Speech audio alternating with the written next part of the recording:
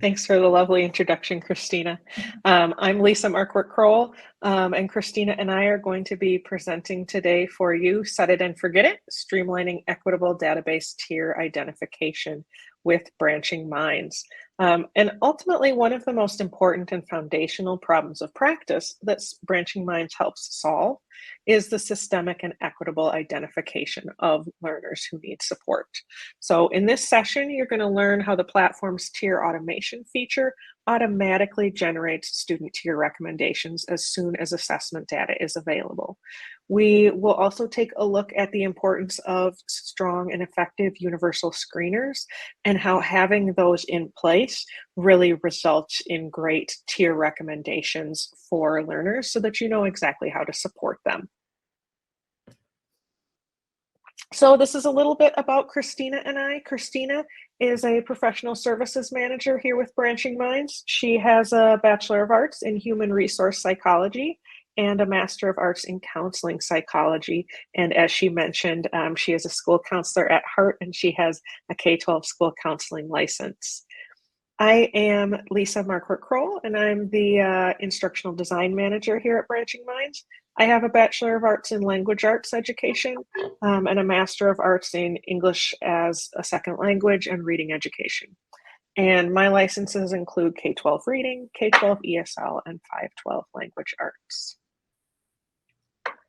All right, so hopefully this session is right for you. We're pretty sure it is, but we kind of want to give you a little teaser too, so that you can kind of see what is this session exactly going to be about. So there are 4 questions that we're hoping you can answer yes to some of them.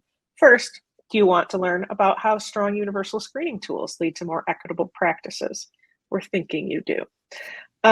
Do you want to know how to best utilize those universal screening tools to bridge that gap between assessment and instruction, which is a pretty common gap? We give assessments, we do instruction, but we don't always use the assessment data to inform our instruction. That can be kind of challenging. We also want to know, do you want to learn more about the benefits of Branching Minds tier automation feature?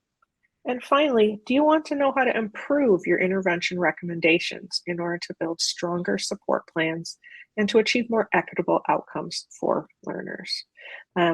This particular session is super appropriate and great for anyone who is already a Branching Minds user, or if you're not a Branching Minds user, we're happy you're here too, because honestly, this is one of the best parts of the Branching Minds platform. It's one of my favorite parts, and it's a newer feature as well. So Christina has a poll for us because we would just like to get a gauge on whether you are currently using Branching Minds or if you're not using Branching Minds yet. Like we said, we want you here regardless. Just helps us know you as an audience. Awesome. And as they're coming in, currently we have about 80% saying yes, 20% saying no. As Lisa mentioned, I think there are also a lot of current users that are probably looking for more information on this new feature. So for current users, we're so happy to share more information about this. Our team has been working so hard on it. And if you're new to Branching Minds, welcome. Our goal today is to kind of tell you a little bit more about who we are. And with that, we'll move on. Here we go. Thanks, Christina. Yeah, we ended up with 83% are using and 16% not using. And like she said, that is awesome. So we have 4 learning outcomes today. The first of which is that you will leave understanding how strong universal screening tools lead to more equitable practices. The next is that you'll utilize universal screening tools to bridge that gap between assessment and instruction and understand how Branching Minds might be able to help you do that. We also want you to leave today being able to outline some of the benefits of Branching Minds tier automation feature. And finally, that you're able to build strong support plans and achieve more equitable outcomes for learners by leveraging that tier automation feature to improve intervention recommendations. And if you're not a Branching Minds user, be thinking about, as we talk about specifically the tier automation feature, how you could do some of that work in a more proactive way in your own setting and kind of leverage the idea of tier automation as a concept in your setting. So before we launch into talking about our universal screeners and the equity that they can add to our schools, wanted to slow down and level set a little bit. I'm sure this color scheme and these triangles are familiar for you by day 2 of the summit, but we just think it's important to kind of orient all of us to make sure that we are all on the same page. So if we start down at tier 1, we can see that all of our learners are receiving that tier 1 support. So 100% of our learners are receiving that instruction. Best practice says that as kind of your tester, around 80% of your learners are getting what they need from that robust core instruction. So all of our learners are receiving that tier 1 support, and kind of our gauge is that around that 80% of learners are getting what they need. Now, we completely understand, especially in today's educational climate, that we're seeing a lot more of upside down triangles. But the goal of using this model is so we're able to see, what do we need to shift if this is our eventual goal that we're trying to get to. What I love about this graphic is that these different tiers are stacked on top of each other. A common misconception once we get to tier 2 and tier 3 is that those students are receiving those additional interventions or those additional services over here on the side. But as you can see on this graphic, all of these layers of support are stacked on top of each other. So students based on our universal screening that are identified as in need of some additional support are going to be receiving that tier 2 intervention on top of that tier 1 intervention. So those tier 2 students are also receiving that tier 1 instruction as well. And then if we've determined based off of our universal screening data, or we have tried to implement some tier 2 interventions with students and we're still feeling like they need a little bit extra of a boost, that's when we get to that tier 3 level of support. So again, those students, those few learners at the top of that pyramid, they're receiving their tier 3 intervention on top of tier 2 support, on top of tier 1. Hopefully this is something that has come across really clearly for you all at the Branching Minds Summit, but we do see that that's a huge misconception that a lot of schools have when we're thinking about implementing MTSS. So hopefully that's a little grounding for you. Thanks for that intro, Christina. Also, just want to bring into focus some of John Hattie's work. So research shows that MTSS, which is a data-driven, collaborative, system-level framework for problem-solving student needs, has a large impact on improving student outcomes. But are we actually seeing those results in practice? So let's take a look at that research in greater detail. So in 2009, John Hattie summarized the research on the effects of many frameworks, interventions, and instructional practices. And he found that there are 4 zones, ranging from practices that had reverse effects to those with effect sizes that are correlated to the zone of desired effects. Now, effect size is a statistical method for computing the strength of an intervention as compared with other interventions or even no intervention. And it's calculated by comparing the average scores for the intervention and control groups while taking into account the amount of variation of scores, such as the standard deviation. And practices with an effect size above 0.4 were shown to be within that zone of desired effects.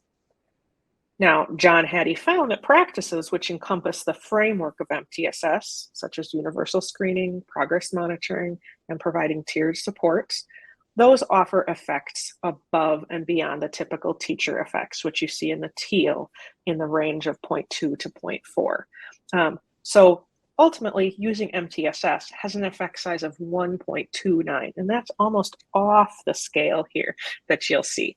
So since Branching Minds was built on this premise of MTSS, when you use Branching Minds to its fullest extent by using assessments across multiple areas, leveraging universal screening data to select evidence-based interventions, and developing and executing on comprehensive support plans, that allows you as an educator, as a school, as a district to have a statistically significant effect on student learning. That does it for me. That sells it, huh? Right there. Thank you so much, Lisa. So now we're going to talk a little bit about how do we use our universal screening tools to drive equitable practices. So in Branching Minds, so typically what we're trying to do at Branching Minds is support school districts in moving away from a typical referral model. That's that wait to fail model. It's where you're receiving information about students kind of with that hand raised saying, help me, I need help. So teacher nominations to reactively identify students for additional support. What universal screening helps us do is move to a more proactive systemic approach. So we're using that universal screening data. We're screening at a regular cadence to proactively identify students for additional support. So this is a really interesting graph that can show us kind of what that chance of additional support identification looks like by race and ethnicity. So if you're looking on the horizontal axis, we see that all students and their percentile score, while on the vertical axis, it demonstrates the percent chance of intensive support identification. So using that traditional referral model. So to get your brains going, I would love for you to enter into the chat, what are you observe on this graph? Does this feel like new information? Is this surprising to you? What are some things that you can observe based on this graph as we're thinking about how different race and ethnicity groups are identified for support? I like to send us back to grad school a little bit. So I'd love to hear what people have to say. What do you notice looking at this graph?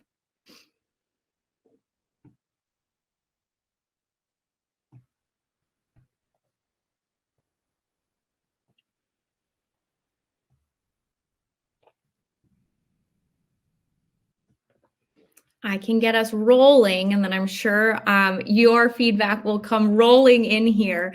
As you can see on that graph, in general, our white students have a higher percent chance of support identification than their peers, regardless of the percentile of need, right? So we're just noticing that in general, our white students have a greater chance of being identified for support based on a referral traditional model. Yep, Joanna wrote in the chat, our Black students are overrepresented, which is in this graph, which is indicating that they are actually receiving, they have a lower percent chance of being identified.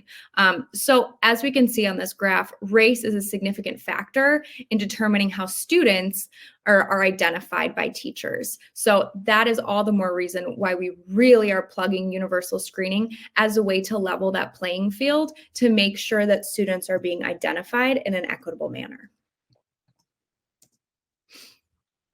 And another thing to think about when we're considering universal screening is how universal screening is designed and what its goals are. So I want you to think for a moment. Don't spend too much time on this slide right now looking at it. But what kinds of things happen at a well child checkup or your own annual exam or your annual exam for a pet? What's the purpose of that well child checkup or one of those other exams? And how are those exams similar to universal screening systems and schools? I'll give you a moment to just kind of reflect on that.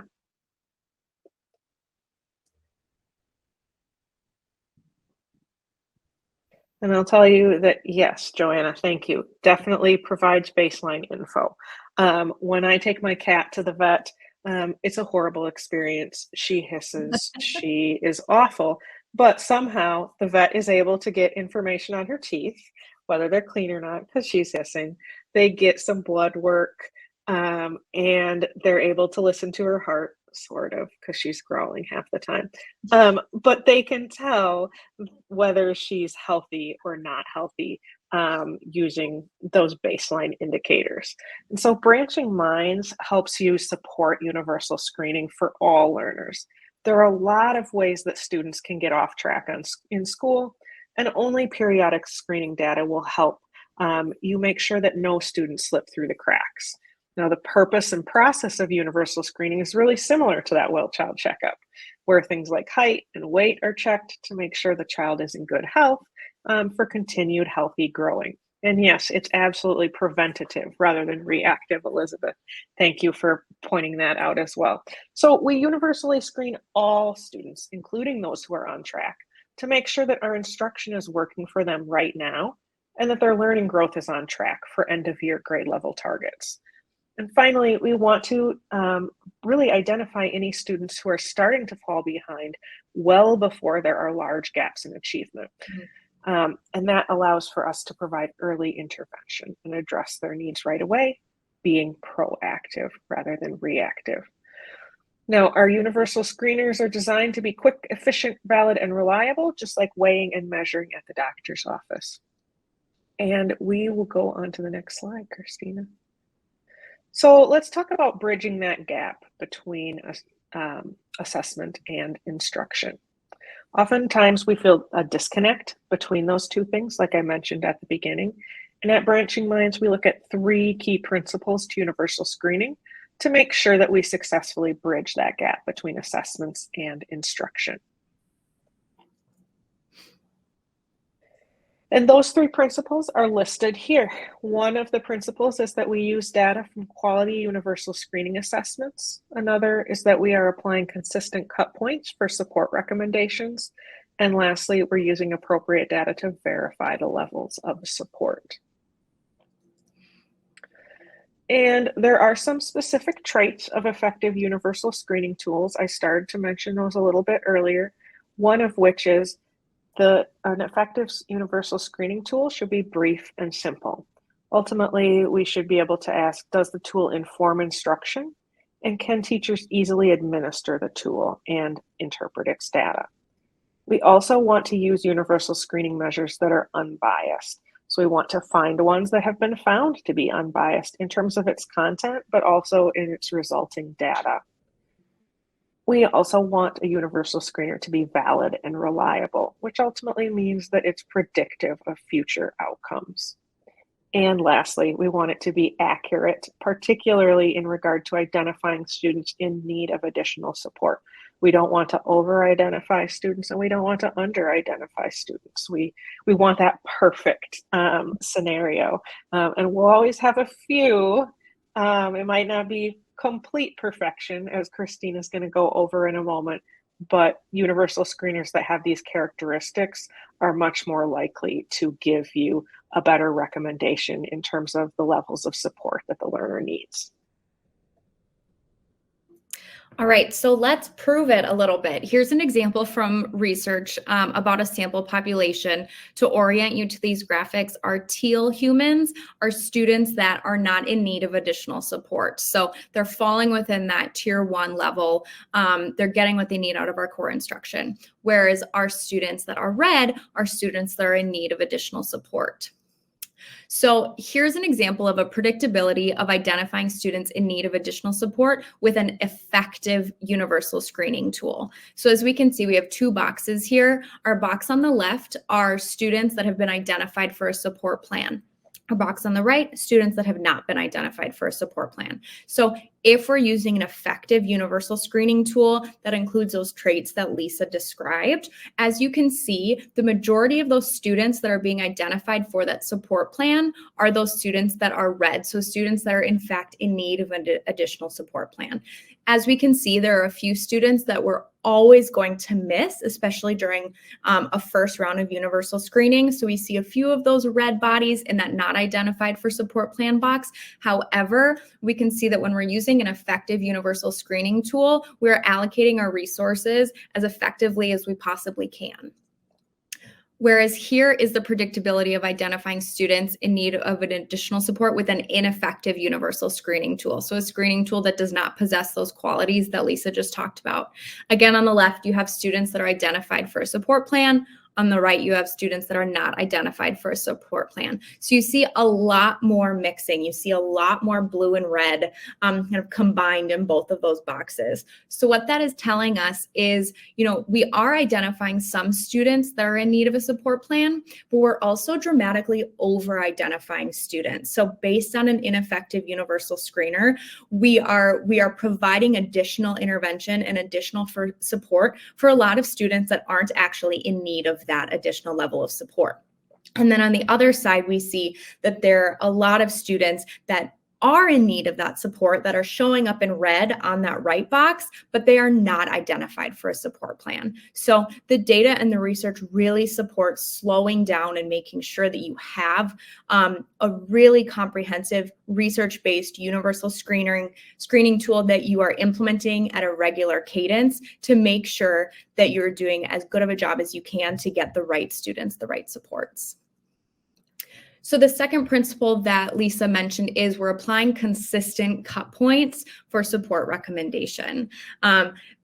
As I was thinking about, when I'm working with districts that are using inconsistent cut scores, we're seeing that there is a significant amount of inequitable support from building to building. So in this graph, you can see on the left, we have school A. That school is considered a high socioeconomic status school. It has 17% free and reduced lunch students. School B on the right has 61% students that are utilizing free and reduced lunch. So already we see in the same district, we have two schools with really significantly different needs based on socioeconomic status. As you can see on the screen, that you see the different cut scores that each school has utilized for their Tier 2 and Tier 3 student need levels. With these different cut scores, the number of students in need of Tier 2 and Tier 3 interventions increases dramatically. However, as we know, these buildings don't always have increased staffing or budgeting to effectively meet their needs. So in one case, we might be kind of padding our tiers so it looks like we don't have as many students that are in need of additional support. And in another situation, we're seeing that the needs are so great and we don't have the staffing to support them. So students at school B were 3 times less likely to get the recommended level of support that they needed. Inconsistent cut scores are very tempting. We all hate that upside down triangle. As leaders, we hate showing that to our staff. It's a huge morale crusher. However, these inconsistent cut scores really allow for equitable, or really don't allow for our equitable distribution of resources to meet these needs. So by using your inconsistent cut scores, you're actually robbing yourself of the opportunity to tell a strong story through your data. Not only are you robbing students of the support that they need, but you're also then unable to use this correct data to advocate for additional support and additional resources that your school may need. And then our third principle of universal screening is that we're using appropriate data to verify our level of support. I love looking at this list. We did a poll of Branching Minds users to see what other supports people were using to verify their results from a universal screening. So starting at the top with number 1, that's the most commonly cited, all the way down to 9, which is the least commonly cited support level verification source that some of our Branching Minds partners are using. This is a huge win for Branching Minds because we see that teacher observations is all the way down at number 4, personal student circumstances is all the way down at number 9, with the number 1 top support level verification source being additional assessment data. So at Branching Minds, we believe in holistic student problem solving. We are not just using our universal screener score, we're looking at multiple different data sources to create the most comprehensive and equitable view of a student's needs and how to meet them. We can only do this with our clear and easy to digest data views. And these verification sources are really telling that story. They're really proving to us and hopefully to you all that are Branching Minds users that we're on the right track, making sure that we're using really strong evidence-based support level verification sources. So go Branching Minds. That's very, very exciting for us. And Ted, we do see your question and we will bring it back at the end for that question as well. So don't worry, we'll come back to that. So now we are going to dig into how we can streamline tier automation with Branching Minds. So with that feature called tier automation. So if you might, like Christina just talked about this example, these schools were using different cut scores for each of the different tier levels. But with tier automation, you can ensure that all schools are using the same cut scores to identify students in need of support, thereby creating a situation in which you're comparing apples to apples rather than apples to oranges. So let's take a look at what that would look like. And in Branching Minds, universal screening data is systemically and fairly utilized to update those recommended tier levels for students based on their universally applied cut scores. So it's really about the cut score or the percentile with the corresponding cut score that identifies what tiers are being recommended for student supports. The student tier recommendations are consistently and fairly applied across the district, ensuring need is identified equitably across the student population. So we're not necessarily looking at within this classroom or across this grade level, 80%, 15%, 5%. Rather, we're saying this level of performance on this assessment equates to this recommended level of support that the learner needs. And then the changes in tier recommendations when you're using tiered automation in the platform is available immediately. Basically, as soon as new assessment data is brought into Branching Minds, you're able to see those new recommendations. So it might not be immediate, it might be like 2 or 3 minutes. But point being, it's there pretty quickly. Yeah, 2 or 3 minutes. I would take like 2 days, but if we can do it in 2 minutes, yes. That's amazing to be able to administer exactly. that and then see those results so quickly and have a better comprehensive view of your students. Mm-hmm.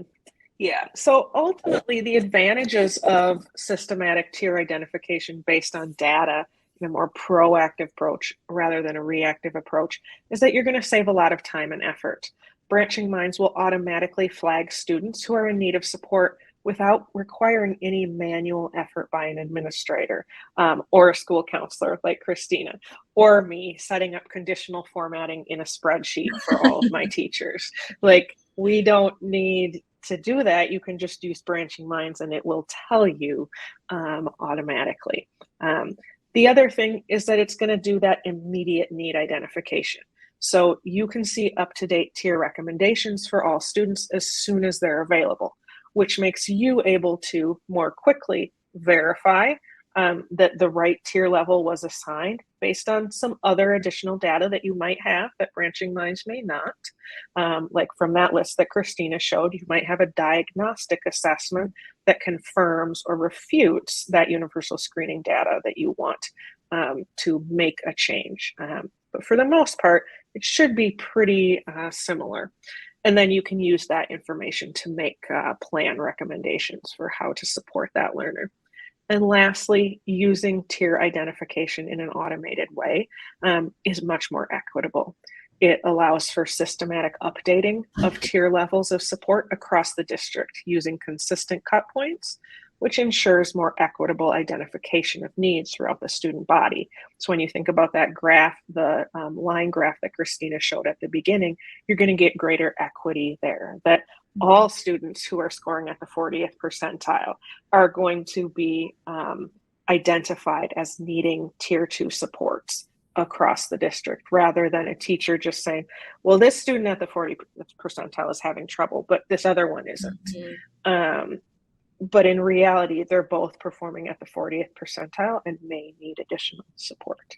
And I'm just throwing out 40th percentile as a random number right now. So not a suggestion of where to put your levels of support and your cut points. But these are really the advantages of using that automated tiering, because it allows you to be way more proactive.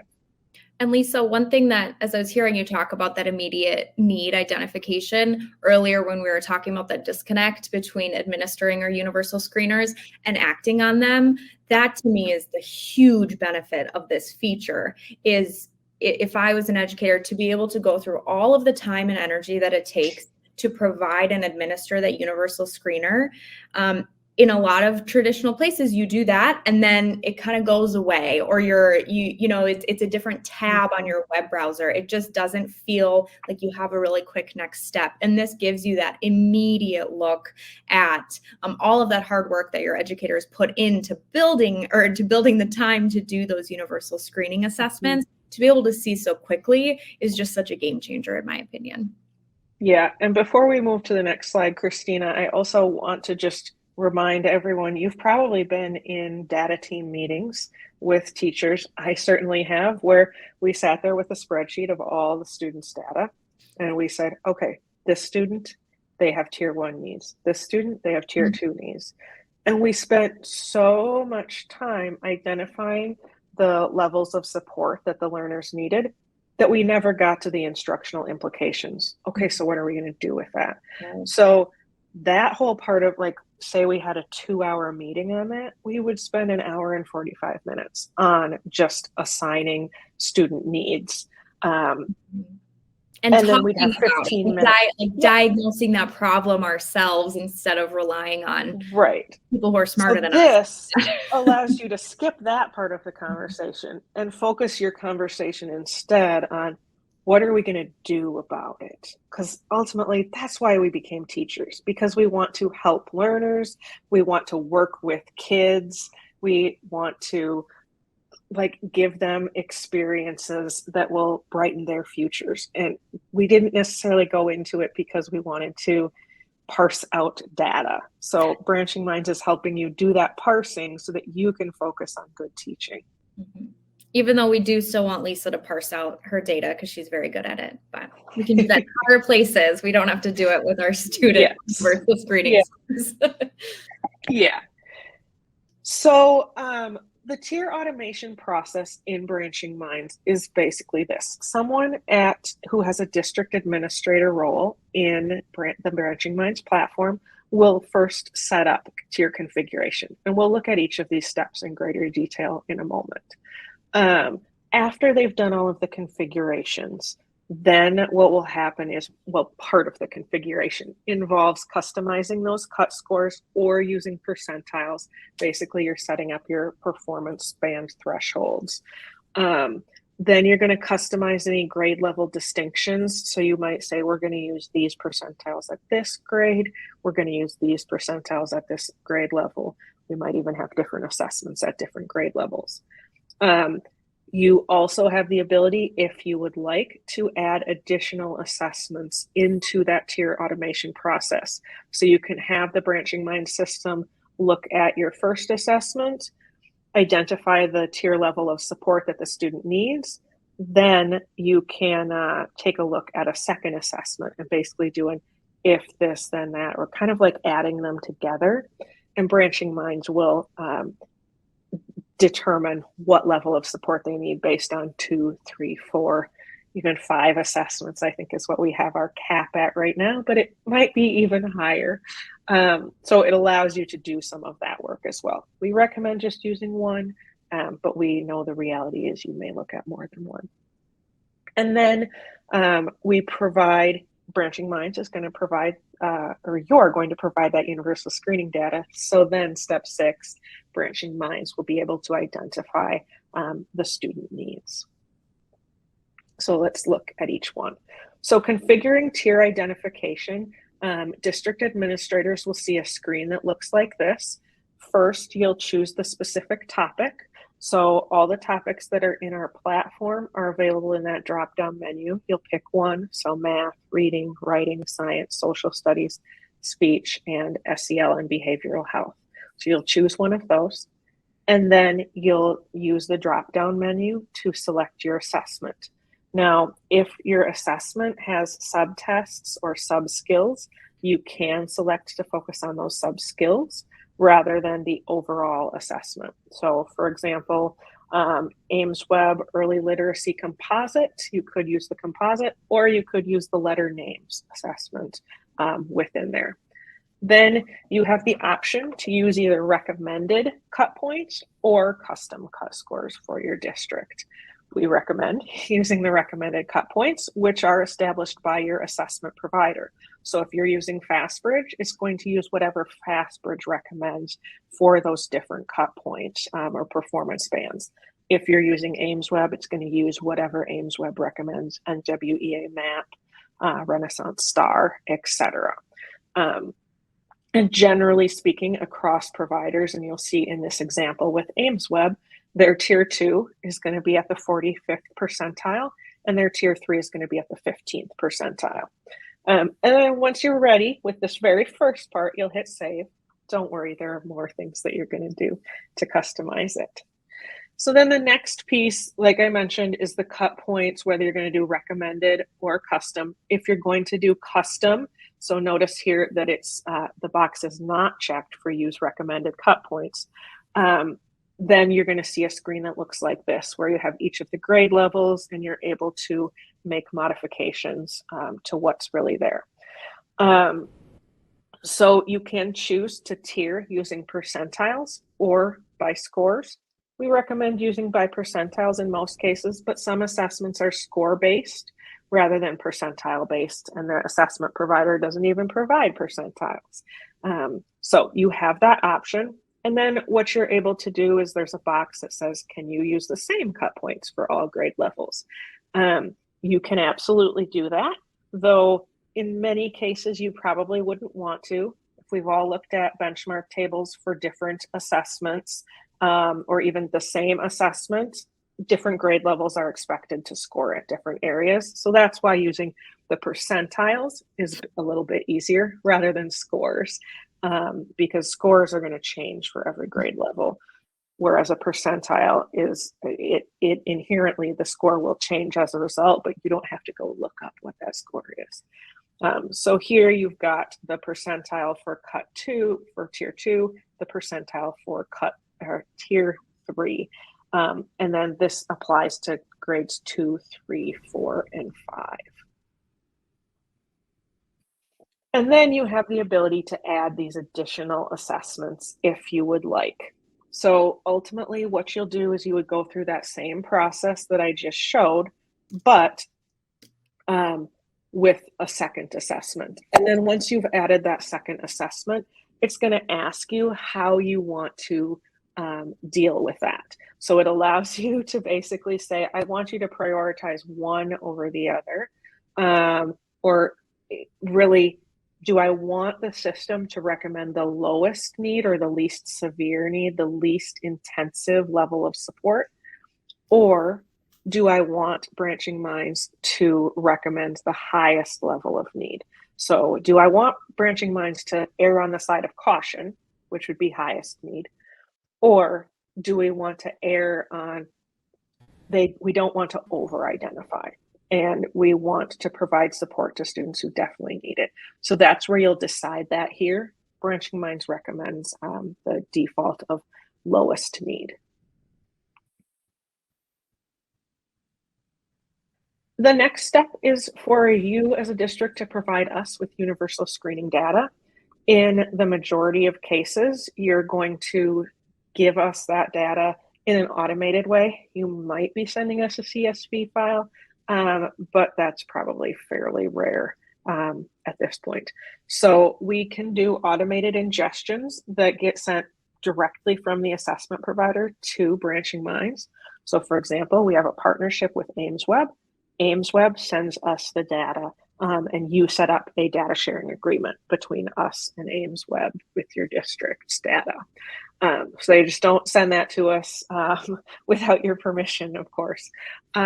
So those are that first column is examples of assessment providers where we have that partnership already established, and so it comes over in an automated way.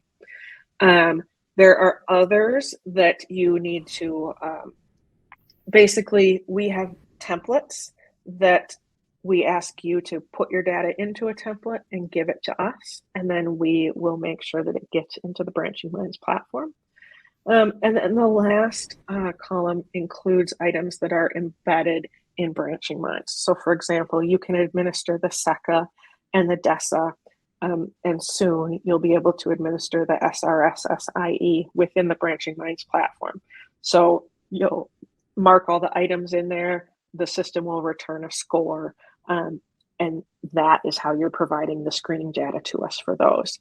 With these other examples like Easy CBM Lite, Running Records, DRA, F&P, or other district created assessments, that's going to need to be manually added.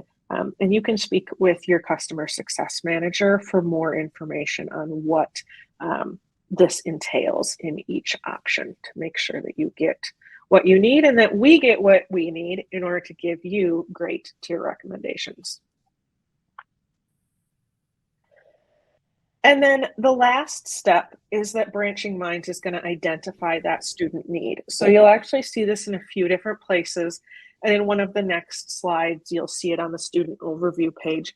But this is an example where you can see where, for an individual student, you can see their recommended tier level, and then you can actually see their history of what the different tier levels of support have been recommended for that learner over time on their own student profile page, so to speak. And in this box, you can also actually see why it was recommended. So you can see what were the tier automation rules that were used that caused the student to be recommended for a certain level of need. All right, thank you so much, Lisa.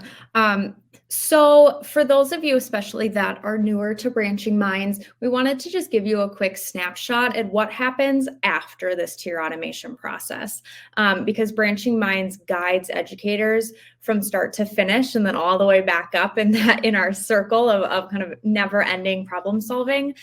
Once we've done that universal screener, we've used that bulk tiering, and we kind of see where our students are at, we wanted to show you what else Branching Minds can do from there. So we really take you beyond just this initial universal screening data and can provide you with many other resources. So what you see on the screen here is an example. It's a screenshot of our student overview page. So as you can see, we have all of our students there, and then those different colored triangles are indicative of which level of need they have been assigned to based off of that universal screening. So this is a really clear snapshot for you to be able to see visually where some of your students are falling from tier 1, tier 2 to tier 3.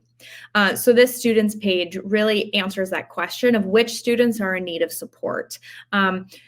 It really serves as kind of that gut check, right? So we know a little bit of which students are kind of struggling, but where do we start? This is a really great place for you to not only see which students are in need of support, but then what I love about Branching Minds as a school counselor is that our reports can help you group those students. So it can help you group students based on similar shared needs. So we have other reporting pages that allow you to group students based off of those different sub-skills that may show up in a diagnostic assessment. So not only are we seeing that we have students that are in need of a tier 2 intervention, but Branching Minds can actually help you dig deeper by aggregating your diagnostic assessments to figure out what is that specific sub-skill that I'm going to target for my tier 2 intervention group. So we've looked at our universal screening data. We've identified those students who have shared needs. We put them in a group together. We help you do that. And then all of that information for those skill needs are populated into our support library. So our support library is a district curated library of all of the different interventions and supports that your district is supportive of you using. So all of these are evidence-based, research-based interventions for you to then take based off that specific sub-skill that you're trying to target in your small group. So using this intervention library, you're able to look at all of these different interventions, learn a little bit more about them, select your tried and true. If you're loyal to an intervention, you know it works well, you know how to implement it well, you can find that in the intervention library and then attach that specifically to that tier 2 student group plan. So it's all housed in Branching Minds for you. After you've chosen the correct and most appropriate intervention, then Branching Minds walks you through goal setting and progress monitoring. So we all talk about SMART goals. I'm not going to lie, when I was in college, I thought that would be the end of talking about SMART goals. I was like, this isn't a real thing. This is just something we talk about in academia. In fact, SMART goals have followed me my entire professional career. Why? Because they work, but they're complicated, especially if you're an educator during the school day. So Branching Minds walks you through creating that SMART goal for your group interventions or your individual interventions. So you'll enter things like a final date. What is the final 6 to 8 week window for your intervention? What's that specific skill you're focusing on? Who's going to be responsible for evaluating that goal? What do you want that goal score to be based off of the progress monitor that you are also attaching to that intervention plan? So this to me does a lot of that work for you, all those things that we know we're supposed to be doing, but we can't quite orient ourselves to do it or write it down, or we write it down on Post-it notes all over our desk. This puts all of that into one place for you. So branching minds can obviously do so much more than that, but we really wanted to focus on universal screening and how we make universal screening best practices practicable, which is the branching minds philosophy. We want to take everything that is best practice for MTSS and arm you with ways to actually be able to do that. So hopefully today you were able to see a little bit more about how we can help you take your current universal screening practices, make them more equitable, lead to greater outcomes for our students, greater outcomes for our educators.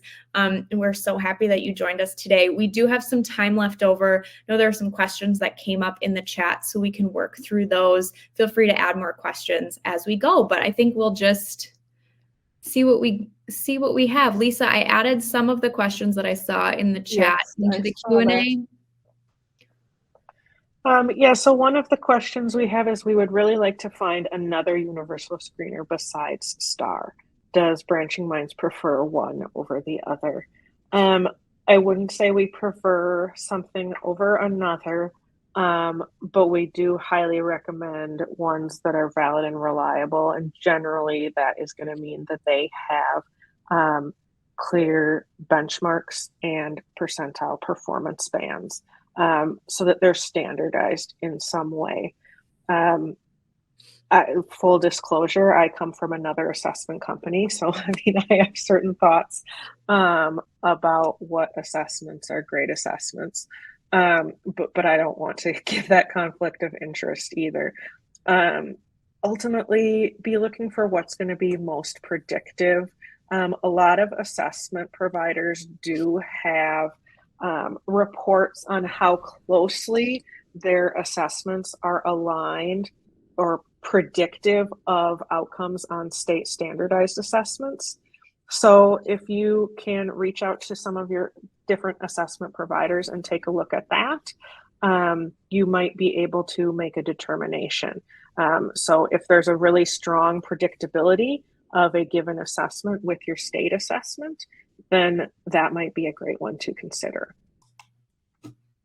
And then along those lines, Lisa, that got at, someone else had asked a question, does Branching Minds suggest that students be tiered by classroom or grade level? I know Lisa mentioned that after you entered that into the chat, but just to clarify that those tiers are based off of those state norms, those the norms that are determined by the universal screener. So that follows a grade level kind of norming table that you'd be able to find with any of those universal screeners.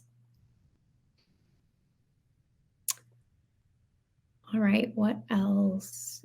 Any other questions? Meg, I was just going to add, you could join some of our heated internal debates over all of our preferred universal screeners internally at Branching Minds. Like Lisa mentioned, if that shows that people have different opinions on which universal screener works best for them. All right, Meg, I'll invite you. You can come.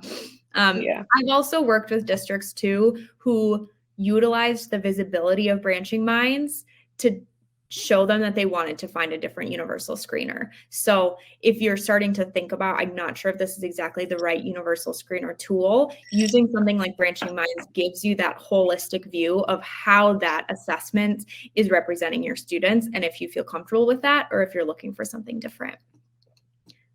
We also have a few more questions. So Alicia said, did you previously say that you recommend we stick with just one universal screener, one for academic and one for SEBL, or a combined screener? We recommend one screener per topic. So you'll have one for reading, one for math. They might be from the same provider. They might be from different providers. That's absolutely okay. And another one for social emotional learning or behavior, or both. But we, Branching Minds, has done a lot of research, our learning sciences team has, on just using one versus what happens when you use 2 and 3 to make that decision. And they have found that it's much more accurate when you're only using one universal screener. And Dr. Lane asked, can you auto tier one school at a time? And that's not actually possible. You may have noticed in the screenshots, there's not a school drop-down menu. And this is specifically for district people who have district administrator access in the Branching Minds platform are only able to configure automated tiering.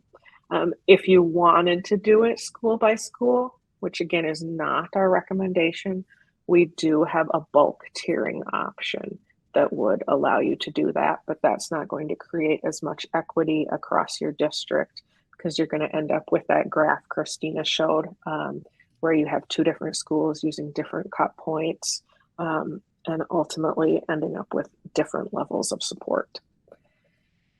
We've got another one. Alicia's district is considering adding the DESA in addition to currently using SRSS. What would you recommend?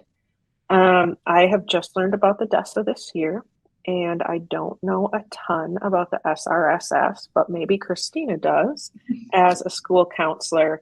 They're both going to be in our platform, so they're both recommended. We wouldn't have them in our platform if we didn't think that they were valid and reliable assessments and effective universal screeners. I don't know that you need both, but that's just my 2 cents. Christina, anything to add with that one? Yeah, I'm reading. I said, let's talk, smiley face. So Benin, invite me to your next call. Let's talk about it. Like Lisa mentioned, we are currently in the process of trying to distinguish the difference between those 2 assessments within our platform and how we recommend our customers move forward with that. But yeah, if that's something that you want to talk about, let's explore that further. That's part of what we get to do in the professional learning team is we engage in a lot of these conversations to help you think through, even what's the correct order to be implementing this? Do we want to do all of these different assessments at one time? Do we want to limit it? So always here to have those district specific conversations to help you figure out exactly what your launch point is. Yeah, and just to add on to that, like if DESA and SRSS are have different purposes within the same social emotional learning and behavior larger umbrella, if they serve different purposes, there's nothing wrong with using them both. Just it's important to be strategic with them so that we're not over assessing, which takes away time from teachers to be working directly with students. So there may absolutely be a place for both. I don't want to say that there's not. And Lori asked, is that one screener across grade levels? Some schools use iReady for K3 and Star 360 for 4-8. No, that's absolutely fine, Lori. What we're saying is that you shouldn't be using iReady and Star 360 in grade 3, for example. Pick one. So your example, you're absolutely spot on. Like, what is your one universal screening tool for math in this grade? What is your one universal screening tool for reading in this grade?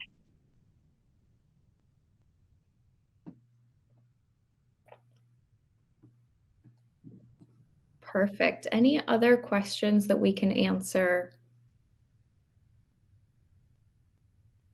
A few things that we can highlight. If you're a current Branching Minds partner and you have additional questions about your use of universal screening and automatic tiering, your customer success manager is the perfect person to reach out to. So if this has gotten your wheels turning a little bit, we really recommend you reach out to your CSM. If you're a new partner, hopefully throughout this summit, you've seen that there are a number of different ways that you can engage with us at Branching Minds. If you want to learn more about our platform, or if you want to learn more about some of our professional development outside of the platform to help answer some of these questions. We love digging into these specific needs with you and helping you find, again, the best way to make all of this work effective and practical for you all in your specific buildings. And Dan had one other question before we move. He said, math universal screeners are hard to use as research shows that sub-skill mastery measurement is more effective and valid. So ultimately, Dan, this is why in the tier automation, you're able to select those sub-skills or those sub-tests within, or the domains within an assessment as your tiered automation configuration. So you don't have to use the overall score. You can use a domain level score. And I'm sure that was developed in consultation with our learning sciences team, and that's why that is available as an option. I don't know the research specifically around that. My background is much more in language arts and literacy, but I don't doubt that you're stating research, and so we've definitely made it available as an option within the Branching Minds platform to do work like that instead. Which is why when you're able to find those students that have those shared needs, you can sort for those students based off of sub-skills. So it's not just based off of that universal screener score, that you can go into your math diagnostic assessments, sort students, and find shared skill needs on that sub-skill level. And that's the tier 2 intervention group, or the tier 3 intervention that you are creating is based off of that sub-skill.